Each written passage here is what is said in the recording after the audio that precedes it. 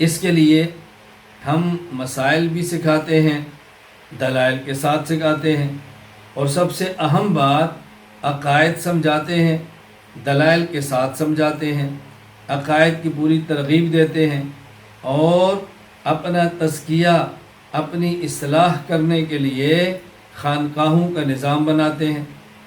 ہمارا جو خانقاہوں کا نظام ہے وہ خانقاہوں کا نظام بھی خانقاہ حنفیہ، حنفیت کے نام پر ہے۔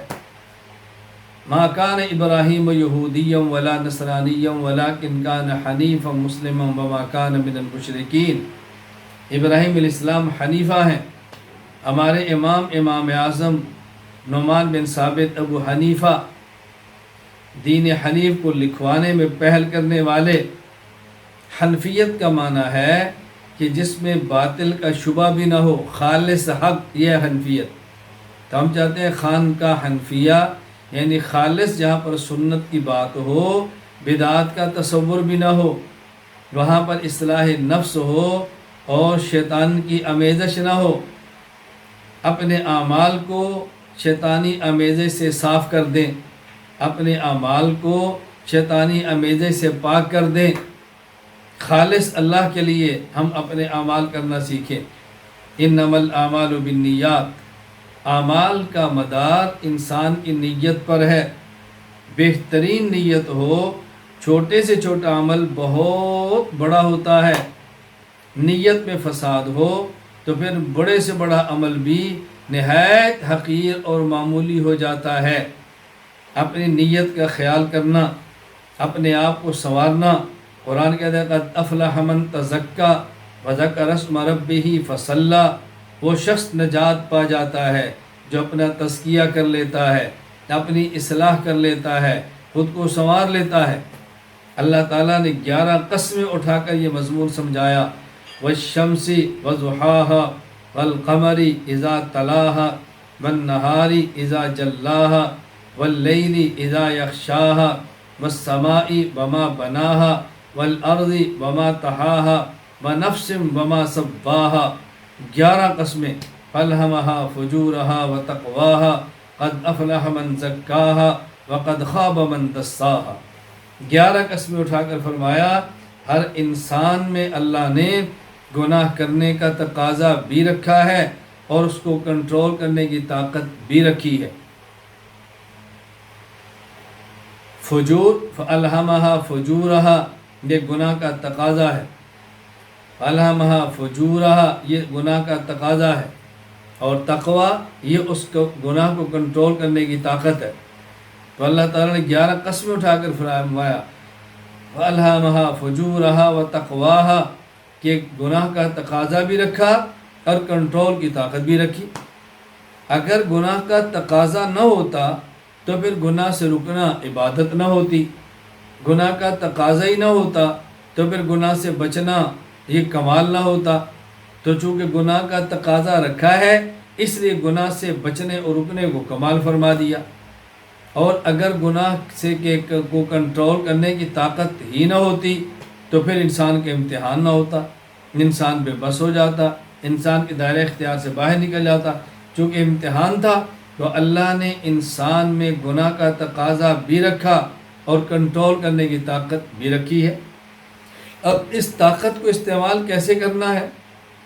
اپنے اندر ہمت پیدا کرنی ہے۔ گناہوں سے بچنا کیسے ہے؟ خالص اللہ کے لیے کام کیسے کرنے ہیں؟ اس کا اللہ پاک نے نسخہ بھی قرآن کریم میں بیان فرمایا۔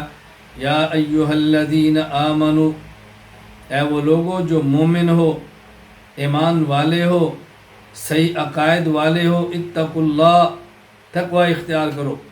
یعنی عقائد بھی ٹھیک ہونے چاہیے اور اعمال بھی تمہارے ٹھیک ہونے چاہیے۔ عقائد بھی ٹھیک ہونے چاہیے، اعمال بھی ٹھیک ہونے چاہیے۔ انہی اعمال کے ٹھیک ہونے کا فرمایا اتقوا اللہ، یا ایھا الذین آمنوا اتقوا اللہ۔ عقائد ٹھیک ہے، اعمال بھی ٹھیک رکھو۔ اور یہ اعمال ٹھیک کیسے ہوں گے؟ فرمایا وکونوا مع الصادقین، وکونوا مع الصادقین۔ اللہ اکبر، یہ نہیں وکونوا مع المتقین، حالانکہ فرمانا چاہیے وکونوا مع المتقین، تقوی چاہیے تو متقین کے ساتھ رہو۔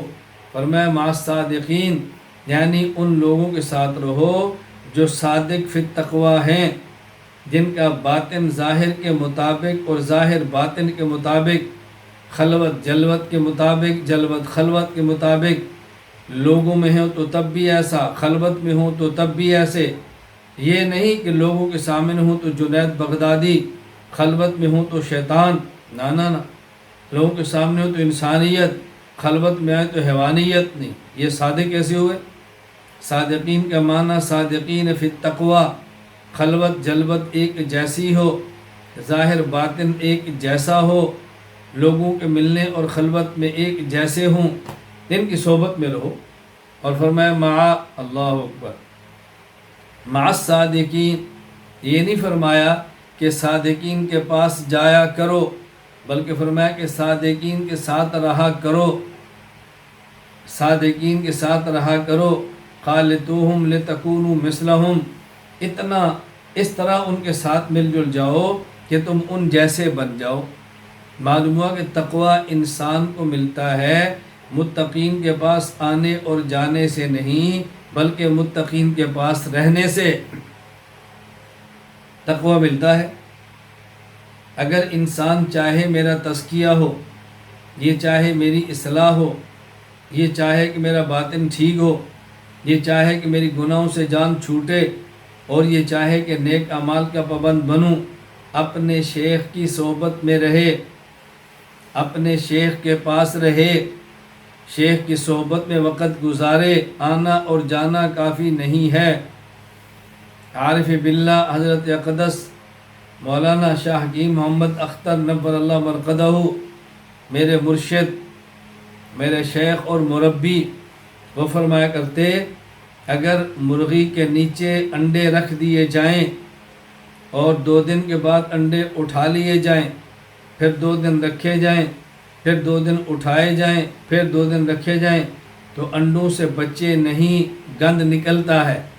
اگر ان انڈوں سے بچے لینا چاہتے ہو تو 21 دن مسلسل مرغی کے نیچے رکھو، اٹھانا اور رکھنا نہیں، مستقل رکھنا ہے۔